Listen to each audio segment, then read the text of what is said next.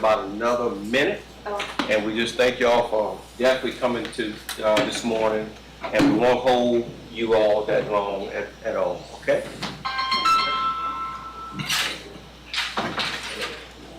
So who's in the role of teachers? Me. What schools? I'm at Prairie. Okay, what grade? Well, I just moved to third. Oh! God bless you, elementary. View. Bio, what grade? That's your. Oh, that's right, I need that. Come on, hi. No, are you really? And where are you? I'm Como. You're Como, where do you teach? I'm a theater and speech debate. Oh, okay, very good. Miss White, you represent the principals today? Como. Como too. So, there you go, there you go. Counselor, Try to get who I represent. I know who you represent. We're good, we're good. We're talking, you want to make it bigger so they can kind of see it a little bit? Just hold it. Okay, there we go. One down, there you go, that's a little better. The purpose of the meeting was the consequence of behavior. You Yes, want to ma'am. explain? Yes, ma'am. Okay, all right. We will get started at this time. My name is Jerome Robinson, Director of Child Welfare and Attendance. I have with me in my department Ms. Melissa Keller and Mr. Hannah Francis, who are our truancy officers, and they have also helped in us reviewing our discipline consequences for the 22-23 school session. I have my boss who's here, Ms. Jennifer Gardner. I just spoke about her. Our Assistant Superintendent over Administration, Ms. Blanco is in here as well. She's our media person, also deals with policies and procedures, and we'll also be in video today. You all are actually satisfying a statute as far as revised statute 17416, Act 473, where we have a committee set up of 16 individuals, 2 principals, 2 counselors, 5 teachers, bus driver, folks that are sorted with that committee, just to kind of look at our discipline consequences. And pretty much for this particular school session, we had 2 codes that we talked about, 113 and 114, but those codes actually are already in the handbook. Can you tell how much to those are? And 113 is distribution or selling of electronic smoking devices or pods or liquids. And 114 actually deals with threat of terrorism and violence. So just kind of basically indicating that those 2 codes were not in our discipline, and they don't have to be, because we have codes that cover that. And code 05 is a level 3, commits a guilty or a moral or vicious practices. And I think code 8, yes, uses or possesses tobacco products, lighters, matches, and we talk about like uses and possessions may result in suspension for the first occurrence. Not saying that it shall result, it may. So it gives the administrator the autonomy, depending on the severity of the first time, whether he or she would recommend a placement or not. So we don't really have to really indicate those codes. And if we can go down to code 50, and I just want to make a brief little portion about code 114. Code 50. Yeah, code 50 should be level 3. So if you notice, when you actually scroll down to the chart, it gives you a really good defining as the code, and then the description of the incident. Go back, scroll down some more. I'll tell you what. If you go back up, it should be a level 3. You have to go, yeah. You hadn't gone far enough. This is level 3. No, it's level 2. Keep going. Keep going down. Keep going. Keep going. keep going. Okay. Go, What is the continue, go, level 50, go ahead on. What is it? JCAP is incident code 114, it goes to the state as an incident code 50. Go to the high school. 05, I'm Yes, sorry, it's 05. I did go over it already, I'm sorry, it's 05. Commits or are guilty of immoral practices. So, and code 08 would be uses possession tobacco, right, and the definition for that would be the possession, use, purchase, intent to distribute, concealment, distribution of tobacco products on school grounds, at school-sponsored event, or school transportation vehicle. So, Ms. Keller, could you scroll down to the description portion? Yes. So everyone can see, there we go. There it is. right. So And actually, I just read that. yeah, Yeah. that's what he's reading. So Right. it breaks it down into that defined.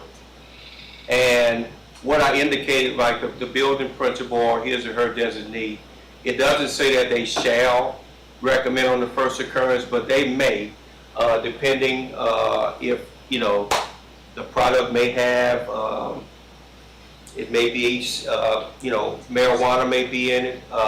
You know, you may have different types of liquid forms that are in there that may cause for the administrator to recommend a placement on the student. So really, all of our codes, ladies and gentlemen, actually it'll have the infraction. Like if we look at 07 as an example, uses possessions made any controlled or dangerous substance governed by the Uniform Controlled Dangerous Substance Law, and then it gives a definition, and then it also gives the consequences. So parents or anyone looking at this, community stakeholders, have a clear guidance as far as if a student commits any of these violations. Also want you all to know, which you know, some of you definitely know this, that we definitely look at interventions prior to getting to these major codes. If you scroll up to level 1s and 2, Ms. Keller, you know, those types of behaviors, if you go to level 1, there are school consequences. We follow the MTSS guidelines as multi-tiered system of support. We're going to be rebooting that or restarting that process again at the upcoming school year. So we are always looking for research-based interventions to help our students curb their behaviors. And also we're going to add a little bit more with that as well on our different school sites. So our biggest concern also is tier 1 intervention, meaning that how do we go to school? You know, our tier 1 is our main school population. Tier 2 would be a select group, and then your tier 3 is a more defined group, a small group of individuals where you have to have a lot of more wraparound services for those students.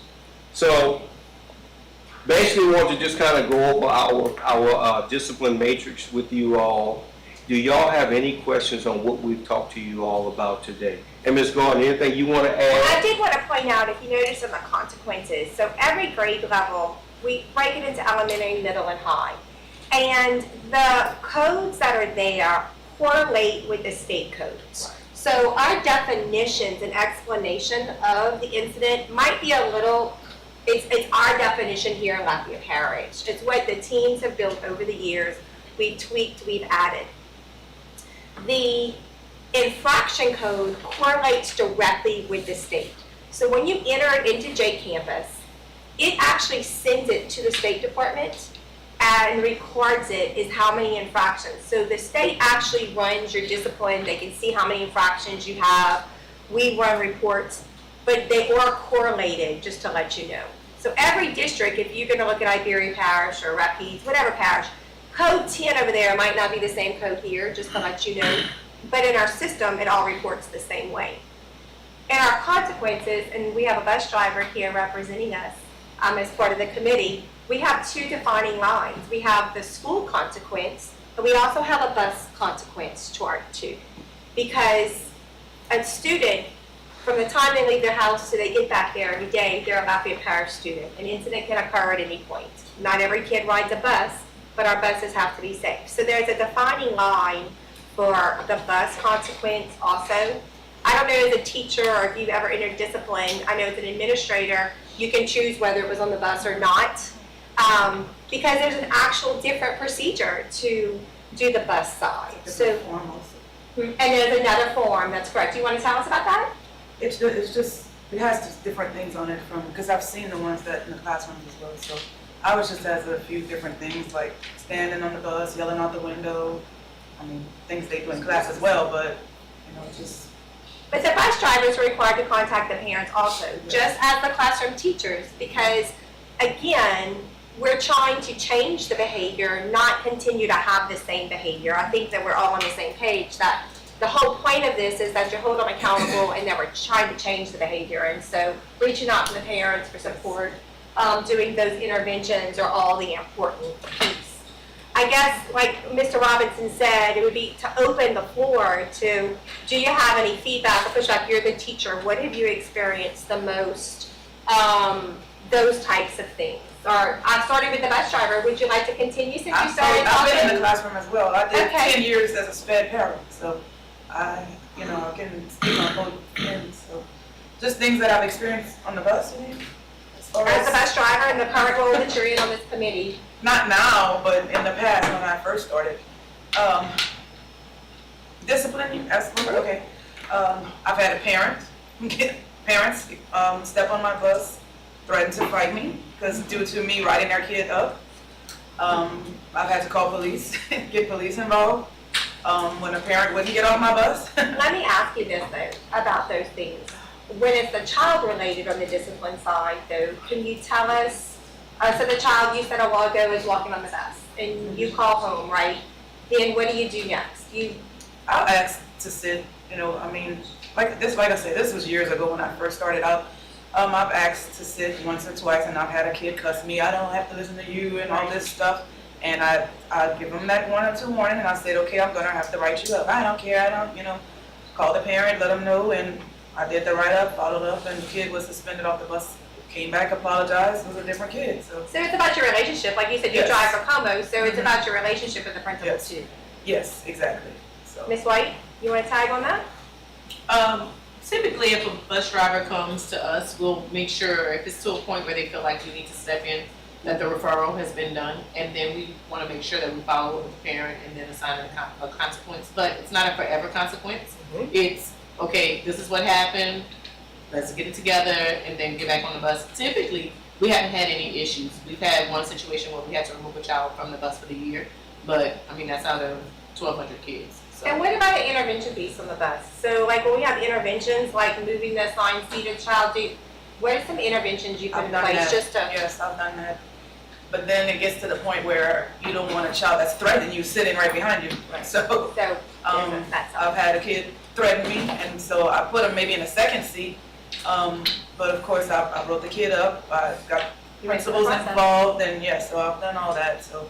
I mean, I haven't had that in years, thank God, now, So can I ask you, so for this level, on level 2, it's the first thing is assign 1 to 3 days, what does it say? Yes, assigned detention for 1 to 3 3 days. And then parent contact, of course. Right. Parents should be contacted I every think time. when they did add the cameras on our buses, that helped a lot, like, because they show pretty clear, and that has saved us from a lot of incidents. So. In the audio. Yes, Yeah. they are very clear. Okay. Okay. And as you can see, if we went through all levels, just to give you a little background as well, Ms. Gardner really had a lot of doing with the handbook previously and currently. But for elementary, we have 4 levels. Middle and high, we have 3 levels. And we just kind of given a little bit more to our elementary, simply because they're in that stage of continual development and growth, right? So middle and high, hey, you're getting a little bit older. So we've kind of condensed it to where it's only 3 levels. Just kind of wanting y'all to know that. And the next thing is, even with our bus consequences, there is a progression and there are also levels. So some of the things that you may see in a level 1 or level 2 may be different in level 3s. with our buses as well as all of our other discipline and code of conducts. Anyone else? Anybody else want Let's say one thing we did a couple of years ago is that if a level 3 was a level 3, no matter what grade level you were into, because we did found some disparities, like in middle school or high school. If a level 3 should have been a level 3, like there shouldn't have been in elementary. That's why, like Mr. Robbins said, we had 4 levels because that age of discernment, a kindergartner's reactions and a 5th grader is completely different. Y'all teach the elementary things. And so we did get some consistency. About 2 years ago, we really, during COVID, is when we really spent a lot of time aligning it. But were you going to speak? Did I interrupt you? I'm so It's sorry. okay. I'm just curious, what are the differences between the levels, and especially since I'm elementary, like what, The consequence differences. or in general, just what are Yeah, the differences so- between so- levels? When we look, most times when you look at a level 3 or even a level 4 for elementary, level 3s for middle and high schools, majority of the times those students are being placed for a due process hearing where they possibly will be sent to the alternative program. Level 1s, 2s, for the most part, we're looking at detention, in-school suspension, out-of-school suspension, 1 to 3 days. But your level 3s and level 4s, that student probably has gotten to the point where he or she would be placed at the alternative program as per, our guidance, and also giving them the opportunity to have due process to, let them give their side of the story. But schools have, at that point, have intervened, have done a lot of interventions to get to that point where you're looking at a level 3 or level 4. Now, I have found over the years that, I'm not pinpointing certain schools, certain school administrators, some may handle issues and some take care of issues and some don't. Because I've had kids, I've written them up, oh, they're not gonna do me anything, they're not gonna, I've done turning right up, they back on my bus. I mean, and Well, what we've some tried, follow through with things and some don't. right, so, good point. So what we've tried to do and work with Ms. Gardner, with my team, with our department, when we get those referrals or we get that packet, if a student is looking at a level 3 in violation or they've worked themselves to that point, well, the hearing officers as well as myself, we're gonna vet all of that. Were interventions done? Was a behavior intervention plan created? Was phone calls made to the parents? Did SBLC meetings take place? So we have those processes involved when we look at Review 360. What is the scoring rates on that? So they're not just going to be placed at the alternative program for habitual violations, and we don't have those documents in place to have it. So they're not just going to be pushed into those sites like that. Ms. Gardner definitely want to ensure that we were vetting that process. Not saying that our administrators and teachers weren't doing what they're supposed to do. You just have to have checks and balances. Do you get the communication of the final referral? Yes. Okay, I've so done all you see the what's whole- been done or not? Because sometimes that, I've Like sometimes, after it's been processed. Yes, after it's been processed. Now, yes, but. because in the maybe I past- can't kick them off your bus because Uh-huh. it's a sped kid or a parent doesn't have it, and so then, we're looking at missing a day of Yes, exclusion, and so we don't take them off the bus, we do something else in school. okay, yeah. And that's Yeah, what he's saying, And there's other sometimes I haven't things. received that, yeah. Yes, that's kind of the miscommunication. Mhm. So we actually met with transportation yesterday, Mr. Robinson, so we had a transportation meeting yesterday, and Mr. Robinson was invited, and it was really to sit down with the director and the assistant director of transportation and Mr. Robinson, so that way we can do a twofold at the transportation meeting for bus drivers this year, go through the expectations, here's the consequence chart, how to reach out to your principal, how to do this, here's the forms, and then the reverse side, when we have administrative conference with administrators, hey, we got with the bus drivers, this is the information we're giving them, just to start the communication back and forth to support both sides, so that you understood all of those pieces that were with it. And Ms. Gordon is absolutely correct. And I can just tell you, just looking at many handbooks in my career, I've told Ms. Gardner this the first time I got here. This is one of the most comprehensive handbooks that I've ever seen. Our school district has, because an administrator, just a person, just get into administration. If they get a chance to just look at everything, teachers as well, bus drivers, it gives them a really good guide of what's out there to be able to help in trying to work with a student as it relates to discipline issues. It's just not, hey, you do this, this is what's going to happen. No, it gives you a step-by-step basis. So we really have a great product, and all we're trying to do is continue to get it better, and that's why we have you all here to have any questions, concerns, or anything that you may want to suggest. And we've had great dialogue so far. So, Mr. Rock, I yes, guess sir. From a Mhm. teacher perspective, Yes, sir. A lot of time the teachers, we don't see, I guess, the end product. In other words, we see, we write a student up, the student's got 15 write-ups, and they have, the consequence was 2 days in ISS, okay? So in the teacher's mind, they're saying, well, hold on. That correlation with the infraction and the levels versus the consequence.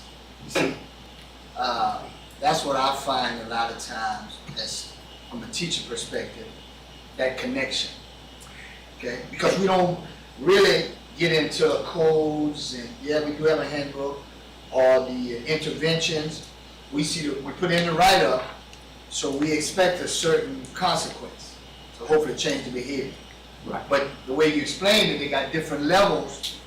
For example, if I find a student that's got an e-cigarette and 3 of his buddies was utilizing e-cigarettes, what I heard you say in so many words, even though it's an e-cigarette, that cannot be a level 3 right off the bat. Right, because it would be a first occurrence now. Gotcha. If you got THC involved, Sure, or right. fentanyl, anything like that, then we got a whole nother ball game. Right. Where you would be in a 0-7, you got to control dangerous substance. So, Gotcha. and we just try. At the end of the day, we are all about kids. Everybody in here. So, yes, they're going to get chances, but we also want them to learn from their mistakes as well. Absolutely. But you make a great point. When you all finish your portion, you all are the folks that are doing most of the interventions. There's a team that comes in to talk about what type of interventions, but to carry it out, it's basically done where? In the classrooms. So we definitely want to thank you all for that. And yes, at times it's frustrating because as a former assistant principal, former principal, we may not give them the consequence that you probably think they should get. And sometimes it is frustrating on the teacher's side because with the child, they didn't get much, they're back in my class doing the same thing. So I guess what we have to continue to do better, all of us, when we talk about systems of support, is our interventions and also just trying to turn that behavior around. And look, we may not catch all of them, but hopefully we can catch some. And I know it's frustrating because if 2 people in your class are disrupting your class totally, how are the other 20 able to learn? So we definitely understand that. But I think what goes with that is, because before he started speaking, I put on here, share the student handbook with faculty and staff. I think that it's necessary. We assume because we hand them out that everybody's looking at them, but that's not necessarily the case.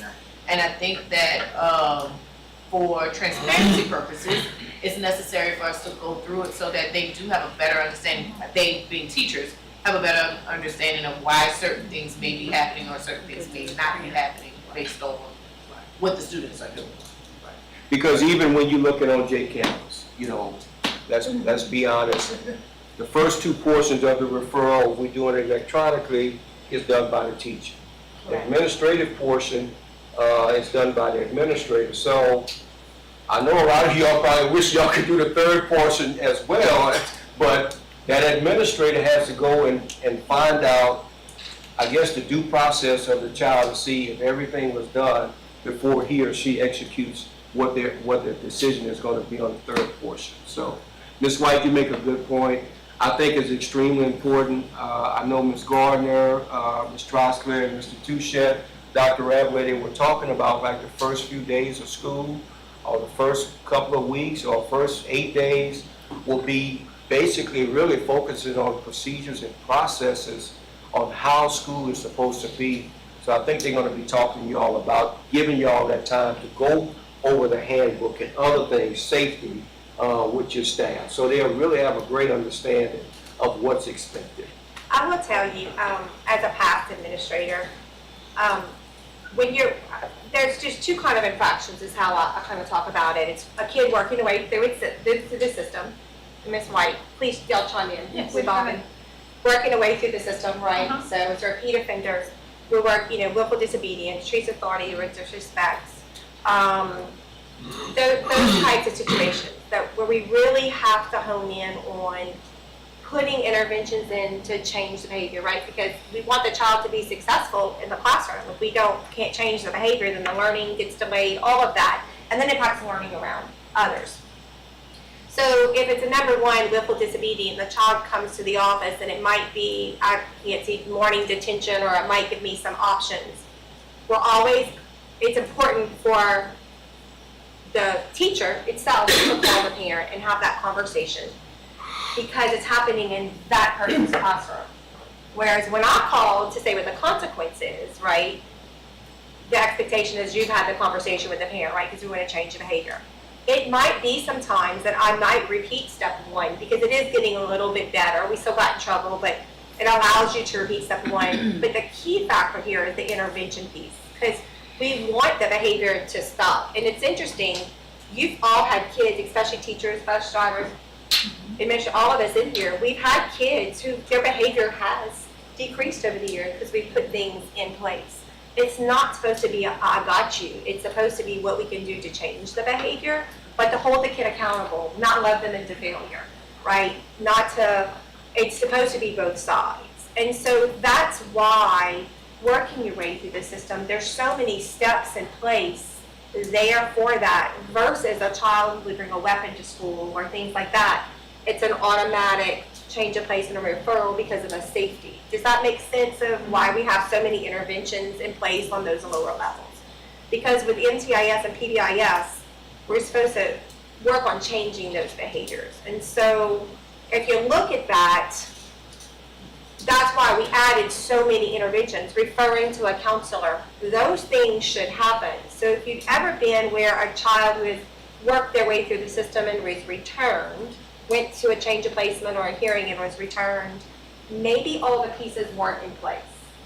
And that's why it works like that. It's not an automatic, you're gone.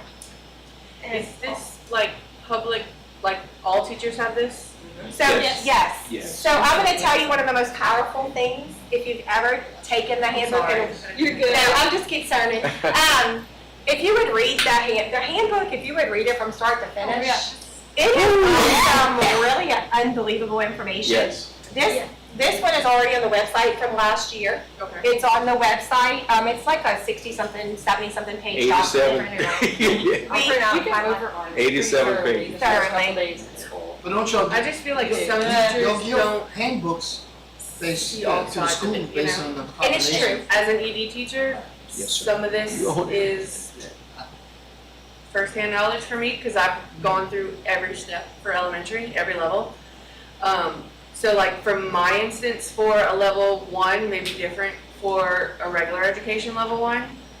It may not end up being a write-up because that's expected of my children. Right. But to the regular ed teacher, they don't understand that in a sense. So when their student gets in trouble for it, like the consequence, I just feel like if more people would read this, it would make more sense on why I do what I do. Absolutely. So that's good to know that it is there for everyone to see. Yes. And, basically, we're loving the dialogue. And once again, the purpose of this particular meeting is something that we have to do annually. And we're so thankful this committee is here today to go over our behavior matrix and our code of conduct as it relates to discipline, and it also takes care of our responsibility by statute for Act 473. Also, just, I don't know what his name is, but it sounds like, and you can tell me if I'm wrong, sorry, Councilor Miller here. It sounds like communication is also important of understanding Yes. why they got the consequences they did. And like, Ms. Kraft, actually, was one of my teachers for the past 3.5 years, so she knows if something discipline-wise happens where I am involved, I'm usually very good about informing her about, you know, hey, here were the factors we looked at, but Ms. Kraft also knows her students really well. She's phenomenal. Always good to hear, take the compliment. Yes. So I think communication about what went into the process is what I think a lot of teachers end up missing. That's just what I hear a lot. I think because we're kind of in between. We're kind of in between teachers and administrators almost. Yeah. I think one thing that probably frustrates the teachers the most is like school-specific intervention. What is that? Yes. What is that? What happened? You know, because oftentimes that's one of the consequences that's applied is school-specific intervention. Okay, what does that mean?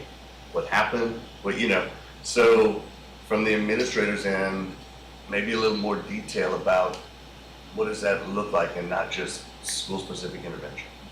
Through Yeah. experience, I've learned both of these scenarios of what, y'all are referring to. School, you must put in administrative comments, what did school specific mean? Right, because If it it can was be a lot of ISS for a things. couple of hours, what have you, and typically for me, that is because we can't do so many excluding days, and it's an ID thing, and he never comes to morning detention, so I need to move it to, but it can't be a full day ISS, because I can't keep on Right. excluding him all these days for an ID.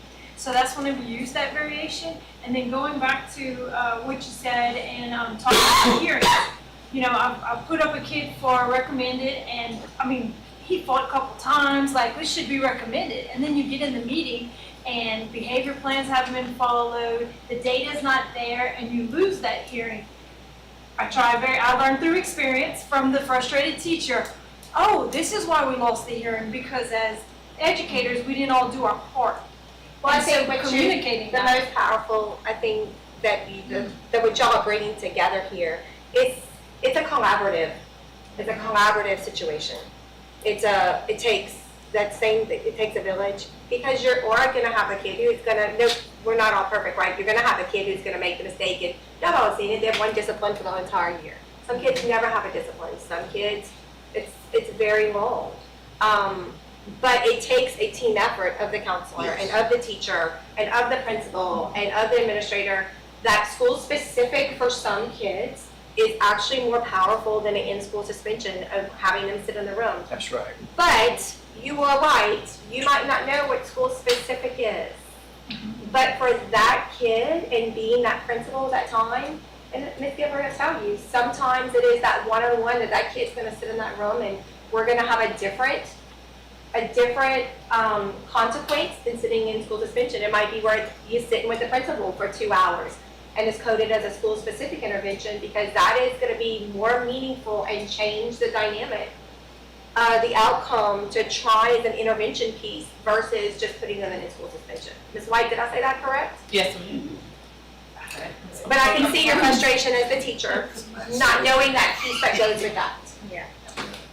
I know, at least for me as a teacher, that's one of the things that I do right off the bat, okay? I get the handbook, I keep it at my desk.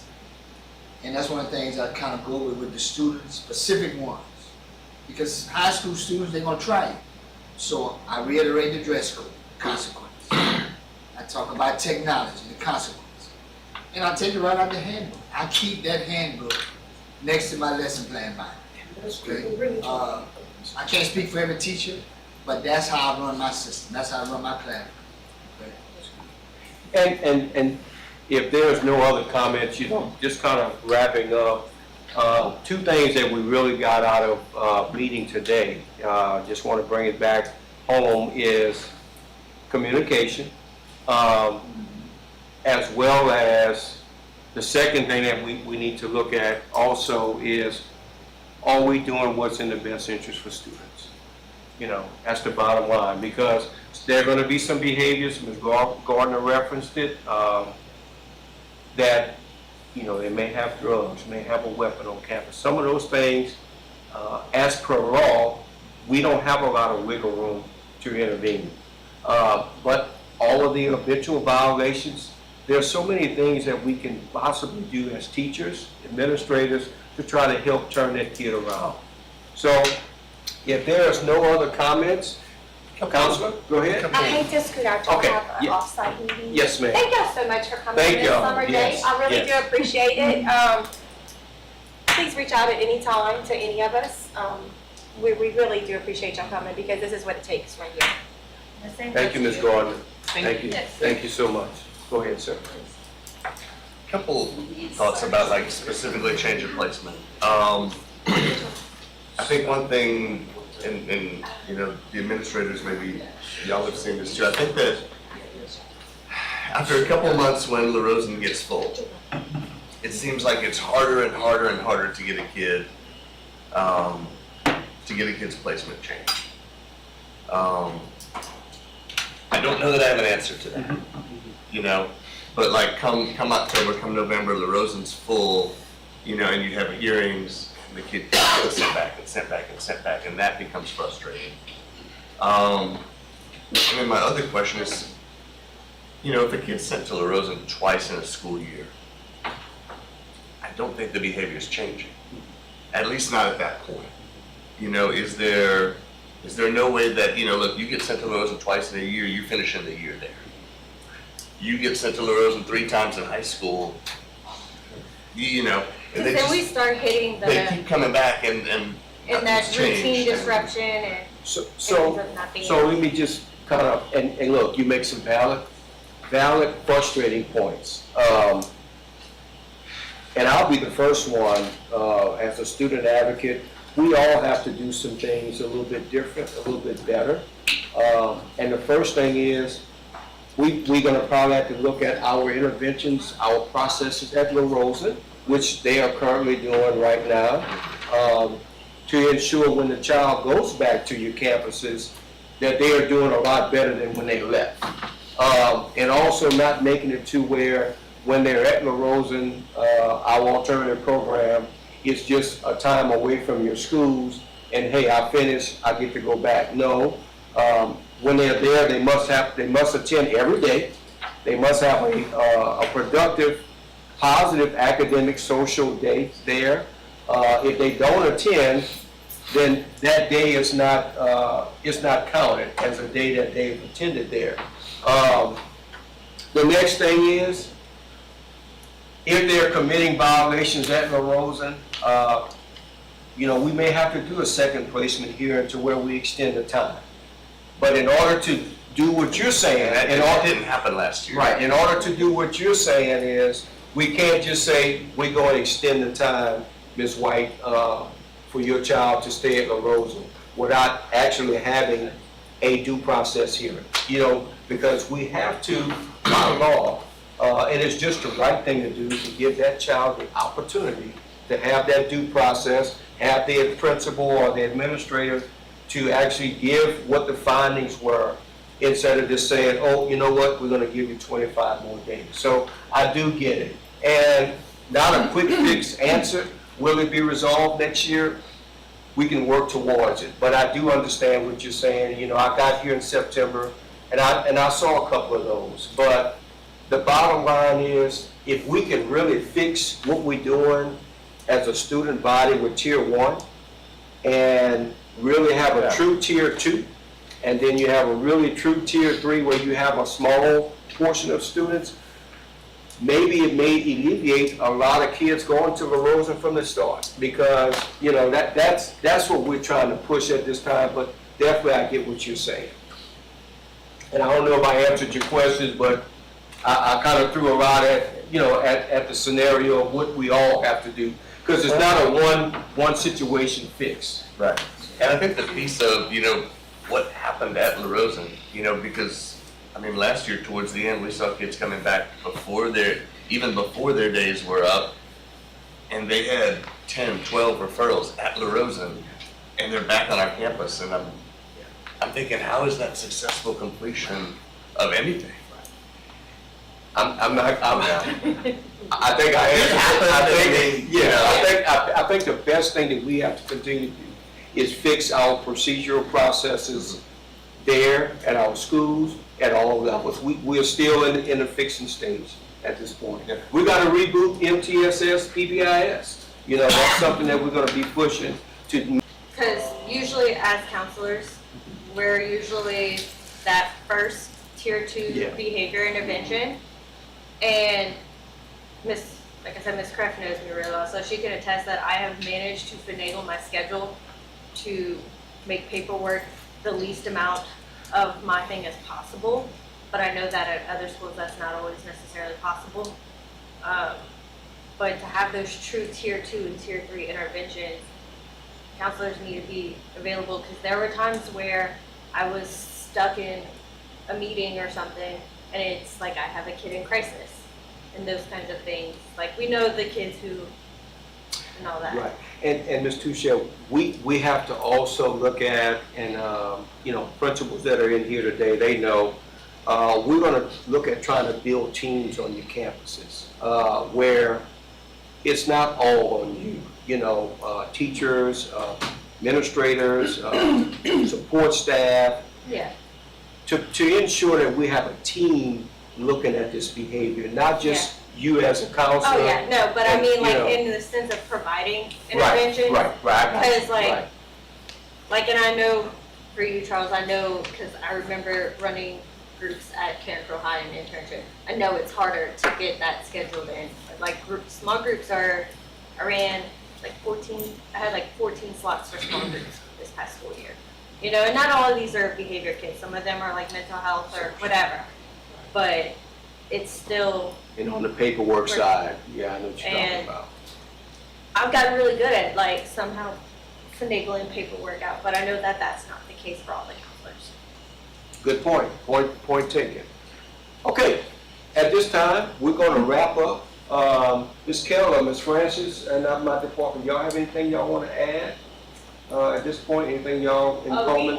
In the handbook also, we just want to point out, page 26 has some teacher interventions in there Okay. as well, Okay, that they can use on the tier 1 level. gotcha. And then we just came back from our Louisiana Child Welfare and Attendance Conference, and a huge piece of what was discussed, we had Mr. Wayne Stewart as well as Mr. Geis come in. So we also, when looking at discipline, we don't want to forget that there's a legal side to it. So that's why those steps are important when students are being returned, is because the hearing officer is there for the due process, but we're also there to protect not just the child, but also the district, to make sure that those things were documented and followed appropriately, just in the event that it would get to litigation. So that's always in the back of my mind. We no longer do hearings. We're strictly truancy, but we've been there. We probably sat at the table with some of you before, but that's just a piece that was kind of just jogging in my mind while we were having this conversation. Ms. Keller, you have anything? Yes, sir. Okay. Ms. Blanco, you have anything? Okay, so we promised to keep you all about an hour. I know y'all are very, very busy, and this is going to satisfy. You had a chance to actually go through our matrix, elementary, middle, and high school components. We really didn't have to make a lot of adjustments. I think the biggest thing, once again, is going to be, and Ms. White, you talked about it, just the communication piece. Also, getting our staff members to understand, and they do, y'all do, that that students are our most important product, and are we always doing what's in the best interest of students, even though we are, you know, we get frustrated. So at this point, I will close the meeting, and I thank you for being here today. And please don't leave without signing the sign-in sheet for the meeting today. Thank you all, and continue to enjoy yourself. Thank you. Will you have graduation?